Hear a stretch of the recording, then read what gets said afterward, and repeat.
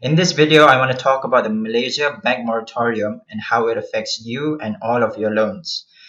I'll try and keep this video as simple and as short as possible.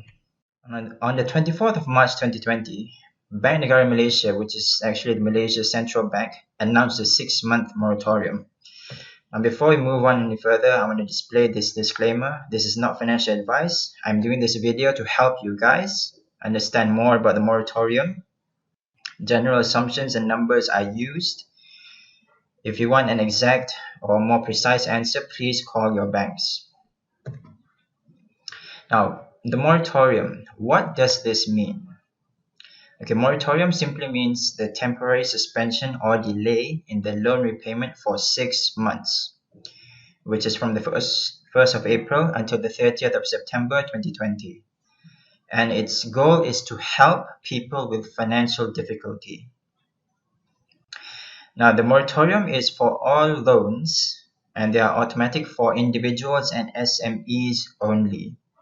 As for corporates, like big companies in Berhad, it's not automatic, but they have to consult with their own respective bankers.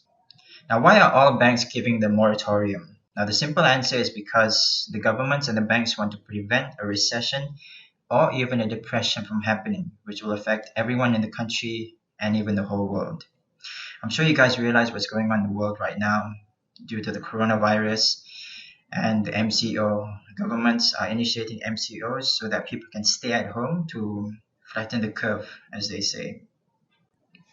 Now, because of this, most businesses can't operate well, especially offline businesses. The tourism sector, hotels, barbershops, they are all affected because of this. And even online businesses, they have an offline aspect to them. And when that one is affected, everything is affected as well. Buying and selling, importing and exporting activities drop, which leads to the economy and the GDP, which is the gross domestic product, to drop. People lose their jobs or their source of income, and they can't afford to pay off their loans, cars, houses. First, they become delinquent, and then eventually a default, which leads to the banks repossessing their houses or their cars. Now, the banks are they're not in the business of real estate or cars. They're in the business of lending money. So they lend a small amount in hopes to get a higher amount back in return. So this is the purpose of why the moratorium is given to people. The government and the banks want to avoid all of this from happening. Alright, so for the moratorium, there are loans that are given the moratorium automatically and are not given moratorium. Now, for the given ones, the mortgage, your property loans, hire purchase, aka your car loans, personal loans, your education like PTPTN, ASB financing, and also SME loans. Now, as for the loans that are not given moratorium, first are your credit card debts and also for corporate loans. Now, each bank have their own policies, so I strongly urge you to contact your own banks directly. Now, for the two loans that are not given the moratorium, for credit card debts, they won't give a moratorium, but you can convert your credit card balance into a term loan or a term financing, meaning they can stretch your credit card balance into maximum 3 years loan, and the maximum they can charge is 13%. Now, this can be lower, and the best way to know is to actually contact your bank and ask them how they can help you. As for corporate loans, well, the same thing. They have to contact their respective account officers at the banks to best handle their situation. Now, what are the criteria for you to get the moratorium? There are 3. First, they are automatic for individuals and SMEs only. The loans that you have, they cannot be in default exceeding 90 days, aka 3 months, before the 1st of April. So basically, it means that from January, February, and March, if you paid all of your loans on time, at least the minimum amount that you need to repay, then you should be fine. And the loan currency has to be in Ringgit Malaysia. It can't be in USD, Euros, Canadian dollars. You won't need to prove that you are affected directly or indirectly by the coronavirus or the MCO. It's given to everyone. It's fair for everyone. Now, I want you to understand these two types of interest rates, which are the first, the flat rate, and the second one, the reducing balance.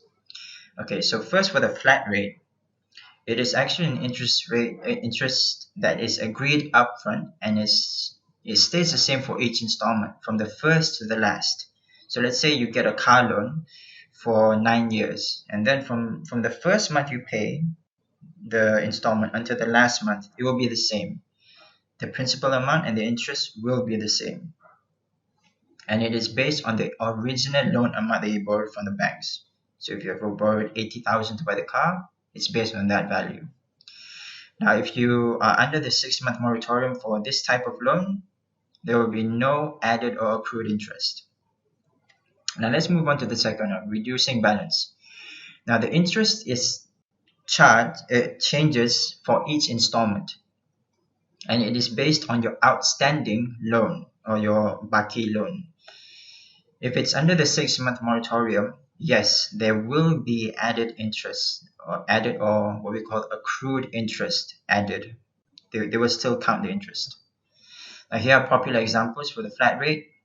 Most of the cases for car loans and also personal loans, reducing balance, your home or property loans, credit card debt, PTPTN, and ASB. Now, for the moratorium, there are 3 main loans that I want to cover here: car, personal loan, and also mortgage. As I mentioned before, the car and personal are flat rate. Mortgages are reducing balance. So you might be asking, okay, how much am I going to have to pay for all of this? After the moratorium, how much am I going to have to repay to the banks? For the first one, car loan. Okay, this loan is classified as a flat rate interest loan, meaning there will be no additional interest charged. And if you defer the payments for 6 months, there will be no effects to you. So it's actually a good option to take. So just take the deferment. Personal loans, the same thing as cars, flat rate, no additional interest charged, and there'll be no effect to you. Now for mortgages or home loans, here's where it gets a bit tricky. Because it's a reducing balance interest type of loan, now the interest will still be accrued for 6 months. Because when you pay for your loan monthly installment, it's broken down into 2 parts. Principal amount, which is actually you buying small bits or chunks of the house over time, and also the interest, which is the profits that the banks are collecting. Because you don't have enough money to buy the house, you get a loan. The bank loans you the money, and in return, they expect you to pay more than the amount that they loaned. And that's how they get the profit from the interest part. So the banks still want their money for these 6 months. Interest will still be accrued. Now, in addition to the 6-month interest that is accrued, will the interest be compounded? And what does compounding mean? Now, as of 31st of March 2020, all of the Malaysian banks, the banks listed here, and also the HOUS foreign banks, announced that they will not be compounding the interest on top of the 6-month accrued interest that was collected. So they will still get the 6-month accrued interest. They still want their profit, but they won't compound that profit. Now I'll give you an example here. Let's say Ahmad is getting a conventional mortgage loan on a 30-year tenure, and the outstanding loan balance on that loan, that mortgage, is 500,000. Interest rate given by the banks is 4% per annum, and remember, it's a reducing balance interest type of loan. Monthly installment that he serves initially is 2,400. Now he plans on taking the moratorium. Okay, so first let's look at the first column over here, interest when it is not compounded. So, okay, these numbers aren't exact numbers, but they're as close to real life as possible. So for April, let's say the interest will be 1666.67. Okay, all the way until September, these 6 months, it will be the same, and the total will be 10,000.02. Now for the second column here, let's say the banks compound the interest. For the first month, it will be the same. But then second month onwards, they will increase and continue to compound on top of the interest, ultimately leading to 10,083.71, which is actually only a difference of about 83 to 84 ringgit. Now this extra interest due to the compoundment is only a small sum, 83 ringgit, if you compare it to the whopping 10,000 accrued interest that you collected. So despite what the banks are saying, they say that they are waiving this fee. Yes, but it's not really that much. But at least they're giving something. So it's not that big of a deal as they're trying to make it. If you know what I mean. Also, let's not forget about this. The banks, all of the banks in the FAQs and everything, they're saying that they won't compound the interest during the deferment period only. They never said anything about what happens after September. After the moratorium, they might compound it, they might not. Nobody knows. Okay, so now that you've taken the 6-month moratorium, what repayment options do you have after the moratorium? How can you pay them back? Now, since you've already accrued 6 months worth of interest, the banks want their money, right? So there are basically 3 options that I've narrowed down for you to repay this amount to the banks.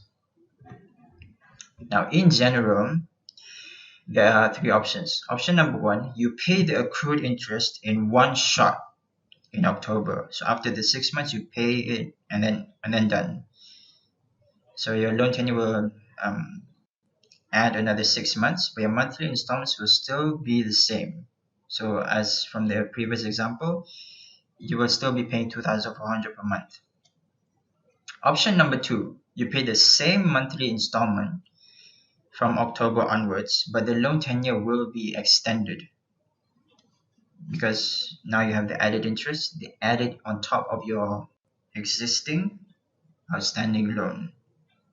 Option number 3, you pay a higher monthly installment in October onwards, but the loan tenure will be unchanged.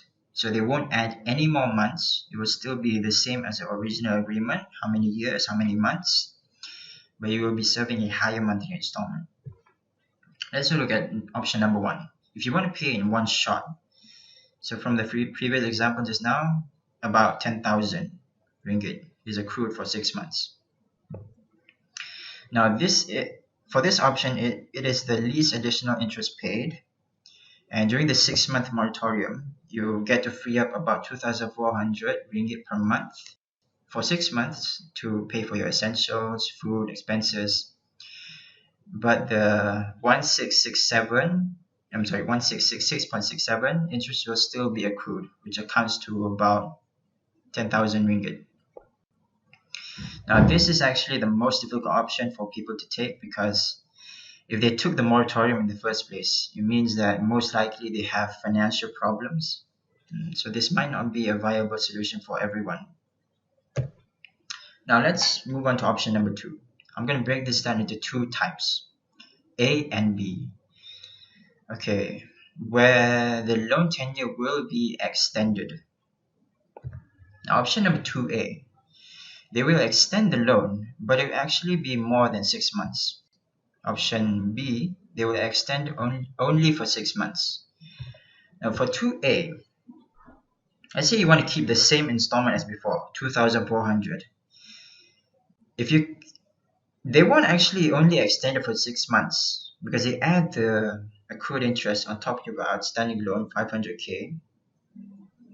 Ultimately, it will lead up to 21 months of extension if you want to keep the same installment, and the total additional interest paid will be about 33,000.